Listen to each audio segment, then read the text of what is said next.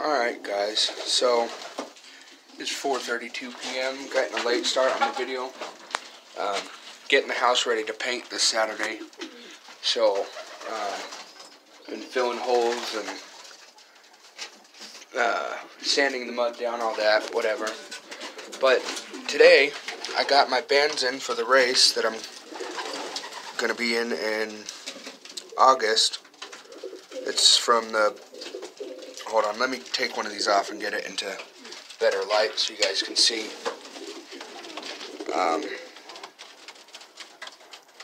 If it'll focus, maybe if I turn the flash off.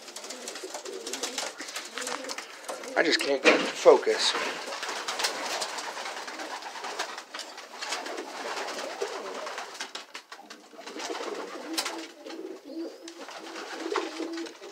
From the AUPPH. That's a local club here in Colorado. It's Pikes Peak Homing Pigeons. And I'm going to be in one of the races. I'm just sending 2 birds. So this little one right here is going to be one of the lucky ones that gets the band wherever he's at. Oh, Mama's covering him. So, I'm going to pull him out really quick. I'm going to set this phone down. Grab the band. The band's barely made it in time for this one. And how I do it, seeing as I'm left-handed, I always do the right leg. And usually I'll put the band on like this. But for the race, I'm going to do it the opposite way that I usually do. Because that's how they do it. So, just barely young enough to get that band on. And then, here he is. He's holding his wings open for some reason. But this little one's going to be in a race. I know it's kind of risky putting a white one in a race, but figure, why not? Never know, he could molt into more color. But let me put him back in there. Mama's attacking my hand. Because his mom is that red one right there, the red molted. And then his dad is somewhere in here. Okay. Where is he? Oh, should have known. That's the dad. And so far the baby's pure white. So I don't really know how that one worked out. Genetics are a crazy thing. But, yeah, I'm not too sure the exact day of the race yet. But it's in August. So I need to get another baby to get this band on. And then I'm going to give him the birds. And we're going to see how they do in the race. If they hold up, I'll use them as breeders. And breed me some good birds. I mean, I do got some good birds. Terry and Hunter like to call them Dung Hill. They think they're funny, but look at this bird. Mr. Big Daddy over here. Look at that. Beautiful. Number 48. Beautiful. Big Daddy's the best, though. He's one of my prettiest ones. And then we got Bread. Let me catch this guy. I'll show you guys Bread. Hunter thought he was dead for some reason. This is the one that I had to amputate his toe. As you can see, no claw. I had to amputate it. His feet are really dirty. But he's a Red Bar Splash 2017. Really pretty bird. He's got some nice color in his tail. And I'll hold it to where you can... Let me see. He's really big. It's hard to hold with one hand, but He's beautiful too. Look at that. Pretty. And then we got Scar over here. And then we got Blue Checker. He's the one on the 20-mile race, he came back almost 5 hours later. He's missing half his wing and all his tail feathers and still made it home. So that little blue one over there is a really good bird. I actually bought that almond right there at a animal swap. But yeah, I just wanted to let you guys know that I will be in a race in August. I'm still trying to decide who I want to get the baby from. And if things come up and I don't want to race this white one, I'll get another band and I'll put it on whoever I want to choose from. But as of right now, he's going to be in the race, that little white one. And I'm thinking I either want to race one of their babies or one of their babies. I would have loved to have raced that one right there. I'll try and zoom in. Camera's horrible. There we go. It's just dusty. I would have loved to race her or her nestmate, which is right there. They're really good birds. They're fast. They fly great. I was going to race this one, but his band, or he's too big for a band, so, well, I assume, excuse me, sorry,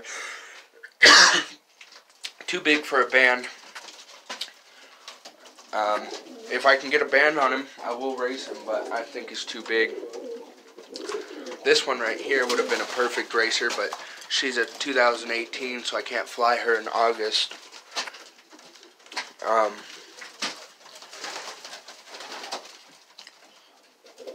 Look how pretty that one is, if I can get it. She has an indigo in her. Beautiful stance. This is one of my young ones. For some reason, he's not grown. Oh, he was the one my dad hand raised. He's not growing as fast as, you know how it is when you hand raise a pigeon. They don't grow as fast when you hand raise them. They grow kind of slow. Oh, and Hunter.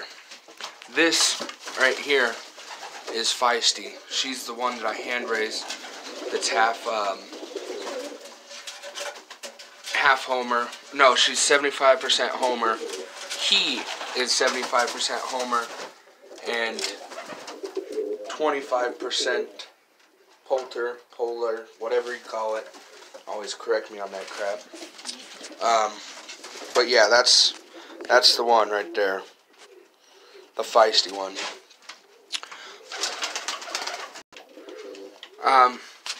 But yeah, that's pretty much going to be the end of this video.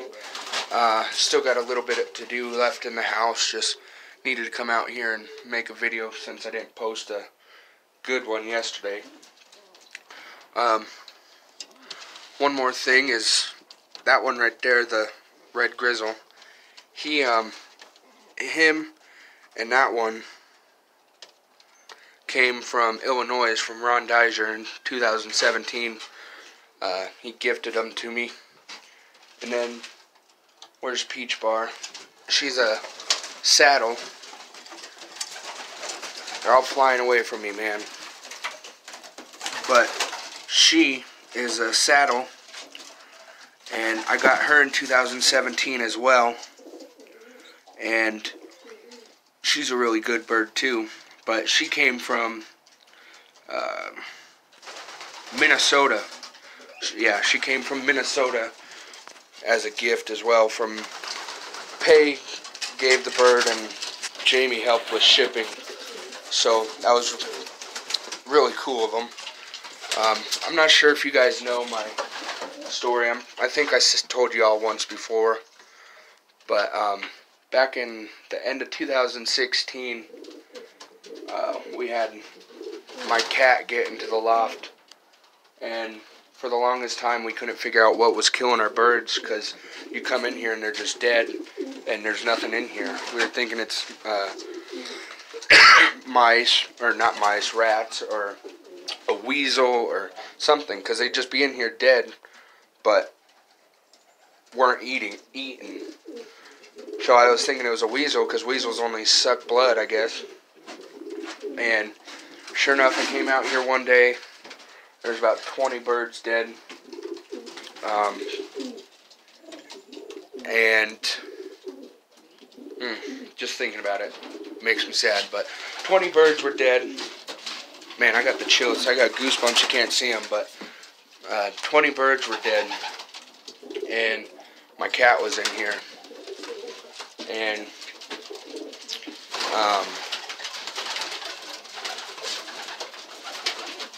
I was stupid, and I'm like, he won't do it again. And sure enough, this cat did it again. Man, that was about,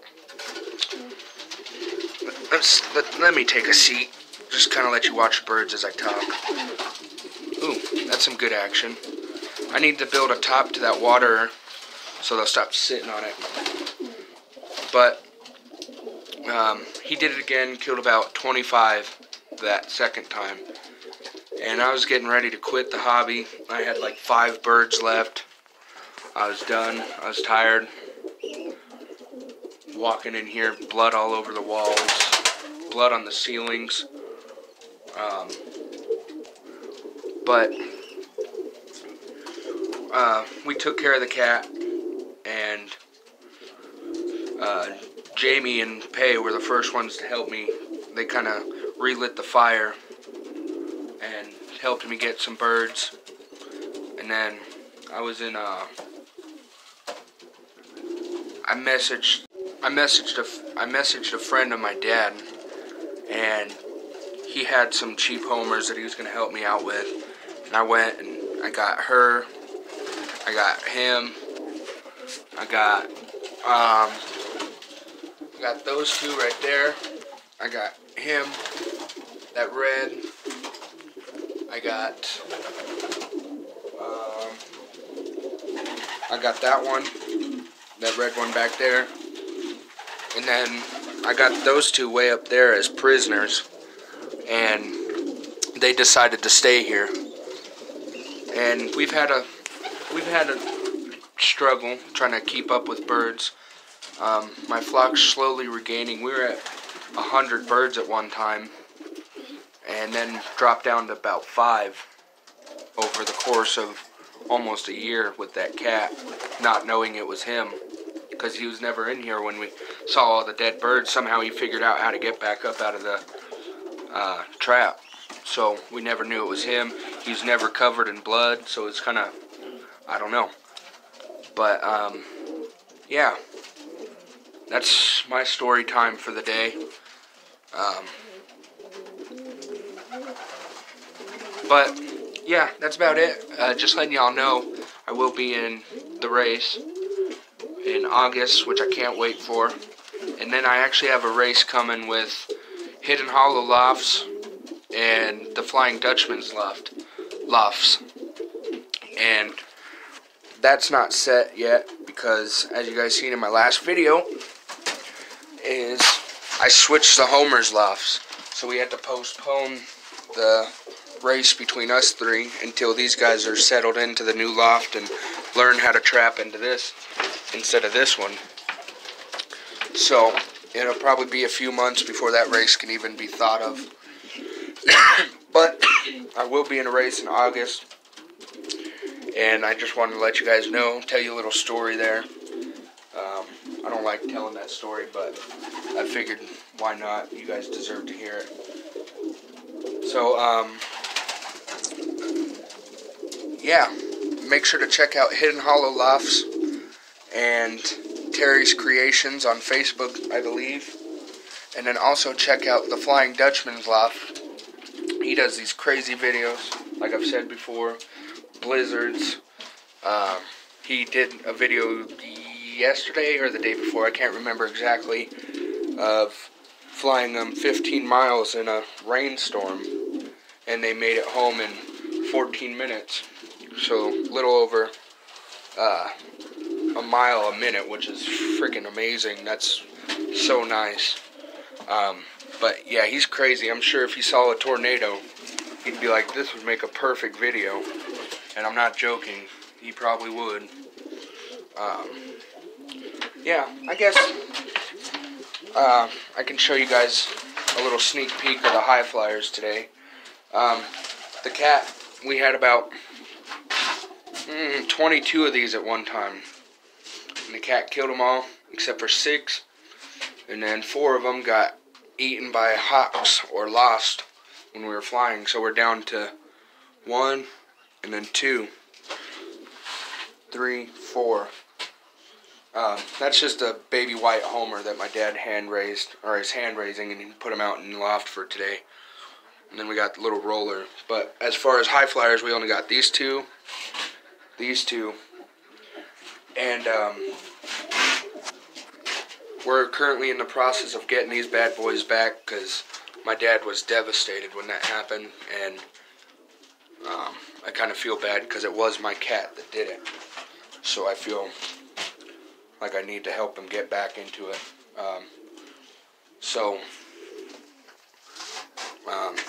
We're trying to get more of these, the Vicianas, and this is the Vienna high flyer. Come on, dude. Okay, that's the Vienna high flyer, and that's the Viciana high flyer. Actually, I did lie. Well, I didn't lie on purpose, but we have 5. We have these 2, and we have these 2. And there's one more in the house that my dad's hand-raising because he doesn't want to take any chances of it dying. So, the one inside I'm really happy about for him is it's pitch black, just like the mom. And that's exactly what he wants. He wants to slowly move away from these white ones. He wants a flock of just these. And I'm hoping and praying a lot that he can get his flock back up and have it doing good. And yeah, the story about those is, as you guys have seen in my old video, where this line is right here. See, they all want to come back to their new lot. But where this line is right here, there was a wall, and the high flyers lived in this coop right here. Cat jumped into that, killed, let's see, 26 minus, or 22 minus 6. So he killed about 16 birds that night, all of them dead. This is where the massacre really happened, where he killed a lot of our birds. Is blood literally all over the ceiling, everywhere. And this is what we have left now. That was in the beginning of 2017 when he killed the Vicianas. Literally, we had 22 black ones like that. We had we had 22 white ones and 4 of those all together. But he killed 16 of the black ones, and we lost all the white ones. And she's the only black one we have left. And we'll get it going again for him. But like I said, make sure to check out Hidden Hollow Lofts and Flying Dutchman Lofts. Check out Terry Creations on Facebook.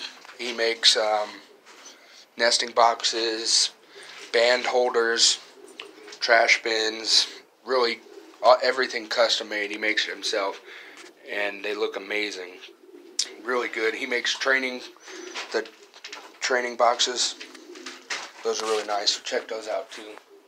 But I'm gonna end this video now. Make sure to check out Papel's Pigeons, and like, comment, and subscribe.